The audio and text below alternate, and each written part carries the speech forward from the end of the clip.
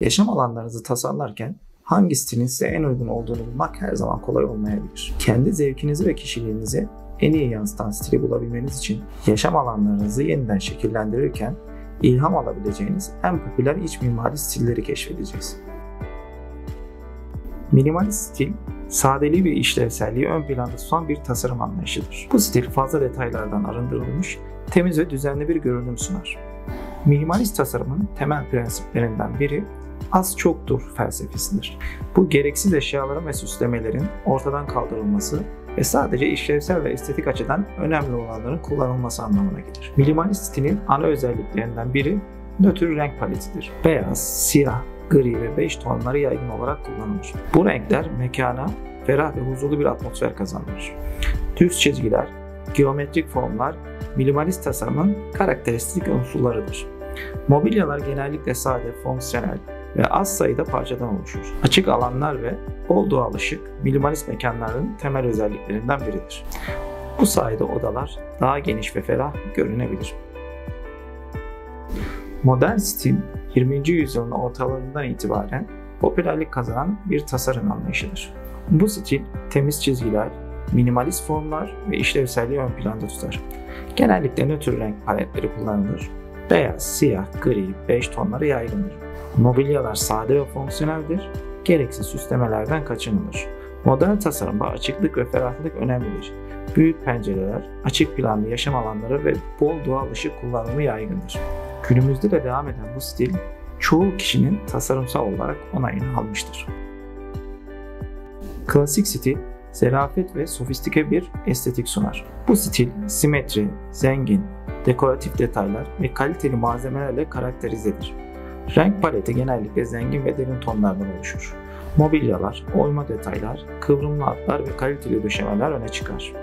Mermer, ahşap ve kadife gibi lüks malzemeler yaygın olarak kullanılır. Klasik tarzda aksesuarlar ve dekoratif objeler büyük önem taşır. Kristal avizeler, altın varaklı aynalar ve sanat eserleri sıkça görülebilir. Endüstriyel stil, eski fabrikaların ve depoların estetiğinden ilham alır. Bu stilde ham ve işlenmemiş malzemeler, açıkta bırakılmış bollar, tuğla duvarlar ve metal detaylar öne çıkar. Mobilyalar fonksiyonel ve dayanıklıdır. Metal, deri ve ahşap kombinasyonları sıkça kullanılır. Aydınlatmalar büyük ve dikkat çekici endüstriyel tarzda sağlanabilir. Bu gibi kombinasyonlar bir araya geldiğinde endüstriyel stil mekanlara güçlü ve karakteristik özellikler kazandırır. Rustik stil, doğal ve sıcak bir atmosfer yaratmayı amaçlar. Bu stil, ahşap, taş ve demir gibi doğal ham malzemeleri öne çıkarır. Renk paleti, toprak tonları, bej, krem, doğal ahşap renklerinden oluşur. Mobilyalar sağlam ve dayanıklıdır. Genellikle de el yapımı ve antika parçalar tercih edilir. Dokumalar, kilimler, kürkler ve el yapımı malzemeler sıkça kullanılabilir. Rustik stil, doğaya yakınlık hissi uyandırır ve rahat bir yaşam alanı sunmayı amaçlar. Bohem stil, özgür ruhlu ve yaratıcı bir dekorasyon anlayışıdır. Bu stil, canlı renkler, desenler ve dokularla doludur. Karışık ve uyumsuz gibi görünen ancak bir arada uyumlu bir bütün oluşturan eşyalarla karakterizedir. Renk paleti oldukça geniştir. Mobilya ve aksesuarlar dünya genelinden esinlenir ve etnik desenler, el yapımı objeler, bitkiler ve rahat minderlerle tamamlanır. Bohem stil, kişisel ifade ve konfor ön planda tutularak oluşturulan sıcak ve davetkar bir ortam sunar. İskandinav stil, sadelik, işlevsellik ve doğal unsurların birleşimidir. Bu stil, açık renk paletleri, temiz hatlar ve minimalist tasarımlarla öne çıkar. Beyaz, gri, bej ve pastel tonlar sıkça kullanılır. Mobilyalar sade ve işlevseldir.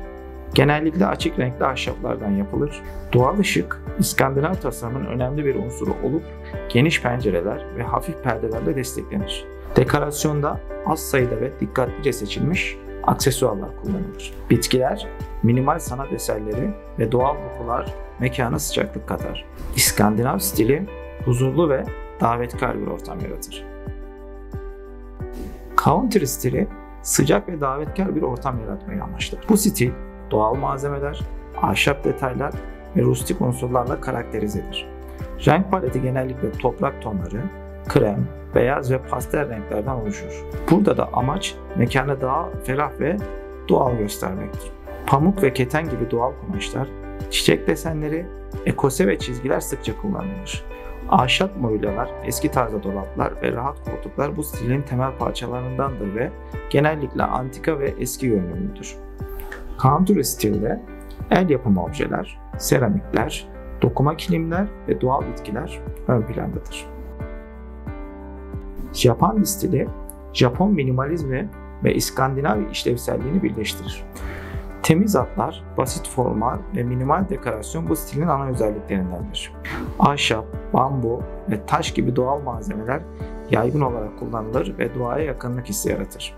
Nötr renk paleti, beyaz, gri ve bej tonlardan oluşur ve bu renkler sakin ve huzurlu bir ortam yaratmayı amaçlar. Doğal ışık Japandi stilinde büyük bir öneme sahiptir. Geniş pencereler ve hafif perde kullanımı yaygındır. Mobilyalar düşük profilli, yalın çizgilere sahip ve işlevseldir. Açık renkli ahşap mobilyalarda yaygındır.